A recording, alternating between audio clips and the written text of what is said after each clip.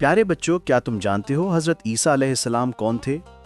वो अल्लाह के एक अजीम नबी थे जिन्हें अल्लाह ने बहुत से मोज़े अता फरमाए थे। एक दिन हजरत ईसा अलैहिस्सलाम के पास कुछ लोग आए। उन्होंने कहा, अगर आप वाकई अल्लाह के नबी हैं तो हमारे सामने कोई निशानी दिखाएं। हजरत ईसा अलैहिस्सलाम मुस्कुराए। फिर उन्होंने अल्लाह ताला से दुआ की। आपने मिट्टी उठाई और उससे एक छोटे से परिंदे की शक्ल बनाई। फिर आपने उस पर फूंक मारी और देखते ही देखते वो मिट्टी का परिंदा जिंदा हो गया। उसने अपने पर फड़फड़ाए और आसमान की तरफ उड़ गया। सब लोग हैरान रह गए और कहने लगे, ये तो जादू नहीं, ये तो अल्लाह की कुदरत है। प्यारे बच्चों, हजरत ईसा अलैहिस्सलाम ने कभी जादू नहीं किया, बल्कि वो जो कुछ भी करते थे सब अल्लाह के हुक्म से होता था। एक दिन एक अंधा बच्चा भी आपके पास लाया गया।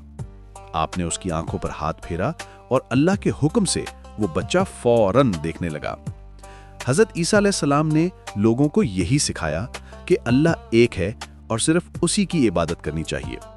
प्यारे बच्चों, हमें हमेशा याद रखना चाहिए कि ईमान, दुआ और नेकी करने वाला इंसान अल्लाह के करीब होता है।